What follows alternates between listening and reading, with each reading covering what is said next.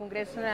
evidentment, molt positiu i sobretot el que penso és que el que s'ha posat de manifest és el potencial que hi ha a totes les entitats a nivell de voluntari, de treballar gratuïtament, altruísticament, etc.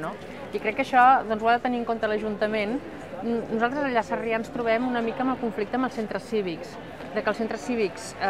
tenen personal professional i remunerat i per tant poden fer moltes coses i això a vegades en els centres culturals o el meu que també a sobre és parroquial, ens costa més perquè ens falten recursos. I penso que això és una cosa que s'ha posat de manifest, que potser s'ha de comptar més amb els voluntaris i amb els que treballem, diguem-ne, sense cap ànim de lucre i que fem tantes o més coses que els centres cívics que tenen a darrere un potencial econòmic important. Nosaltres, a més, estem dintre de la taula d'entitats de Sarrià i llavors, diguem-ne que ja som unes 10 entitats ara actualment que estem coordinades i llavors fem inclús projectes comuns. I també penso que això ens ha ajudat a sortir del nostre barri i a veure que hi ha altres llocs que també fan coses semblants, perquè si no